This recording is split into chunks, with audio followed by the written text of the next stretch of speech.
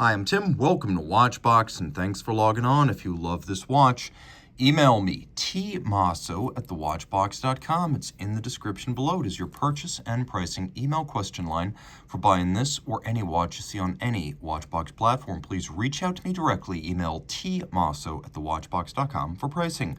In 2016, Rolex gave us our successor to the Datejust 2, and this is it, the Rolex Oyster Perpetual Datejust 41. This is reference 126333, a timepiece that is designed to give you the best of the bigger Datejust in a more wearable package with improved proportions and a more modern movement. So, in 904L steel and yellow gold, this watch is 41 millimeters in diameter, 11.6 millimeters thick from lug tip to lug tip, just the case, 47.6 millimeters. But if you add the end links to the bracelet, and it is a Jubilee bracelet, the total distance across the wrist is 48 millimeters. It's quite close, lug to lug and end link to end link.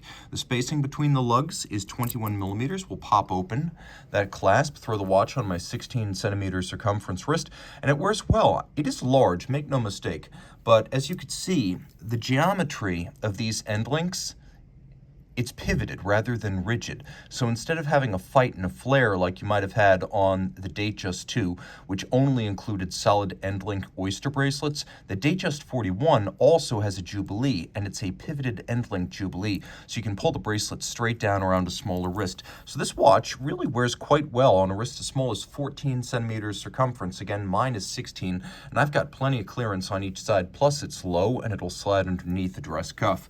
Taking a quick look, it's important to note Rolex makes its own cases, clasps, and bracelets. It has its own foundry.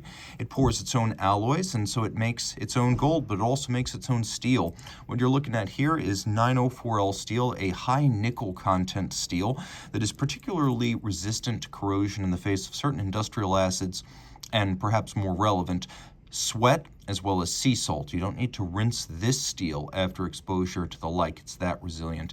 Now we have a conforming end link to better mate the bracelet to the case. Important to note that the original Datejust, a 36 millimeter, arrived back in 1945, and it featured the Jubilee bracelet at the time. It was named Jubilee because 45 was the 40th anniversary or Jubilee of Rolex. So the Datejust and the Jubilee date back to that year.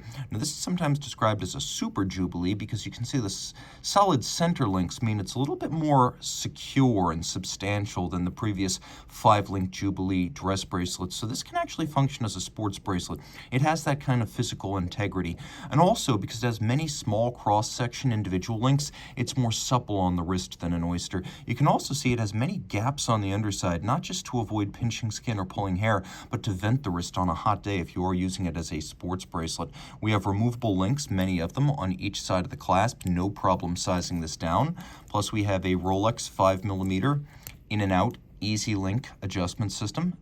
Snap in, snap out, tool free, fine adjustments on the fly. And then if you look inside the clasp, you can see there are 3 pairs of divots. So there's actually a spring bar in there, and you can use your strap tool to change the anchoring point of the bracelet inside the clasp. So you can see it is a thick gauge steel and yellow gold clasp. It has a spring-loaded lift lock system. See how that's articulated? It's also spring fixed, so it's in tension due to a spring.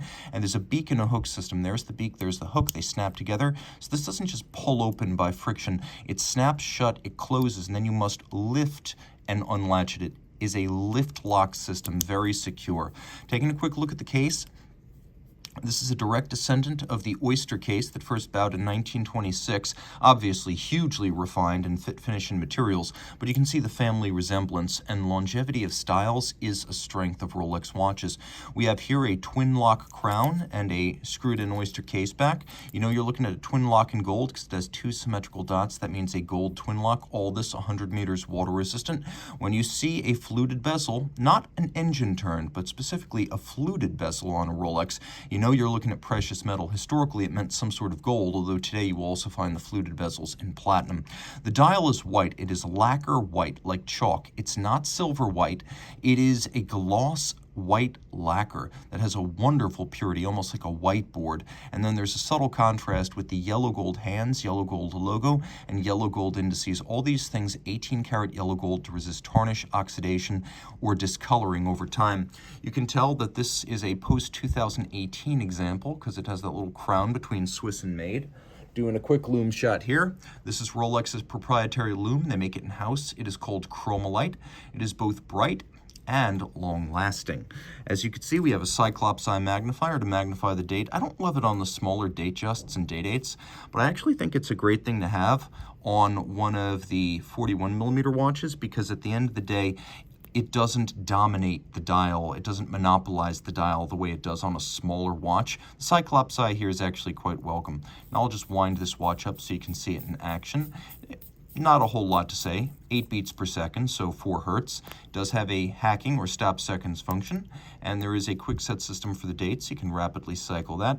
Take a quick look, and you can see Rolex went with a very serif-y font, which I happen to like. Now inside, we have the Rolex manufactured caliber 3235. Bidirectional automatic winding. It uses a rotor bearing rather than the old winding rotor jeweled staff. The bearing is more shock tolerant. Also, in the interest of shock tolerance, here we have Rolex's own shock protection spring, Paraflex, a full balance bridge, and a free sprung balance. That balance is actually part of a system that allows the watch to earn a COSC Swiss chronometer certification. Rolex then cases up the certified movement and attests that after 6 position testing of the fully assembled watch, the watch is now a superlative chronometer that they say will keep time to tolerances better than -2 + 2 seconds per day. Now that free sprung balance has a handmade overcoil hairspring so that in just about any position it will keep consistent time, neither gaining nor losing a large amount. And that overcoil is made of a blue oxidized niobium zirconium alloy Rolex calls Powerchrome Blue, so it is highly anti-magnetic. All of this pivoting on 31 pivot jewels and with a 70-hour power reserve thanks to a larger mainspring than in the old 3135, reprofiled train gears, and Rolex's Leica-formed Chronergy escapement, which is effectively Rolex's answer to the Omega coaxial. Reach out to Team Mosso at thewatchbox.com for purchase and pricing details.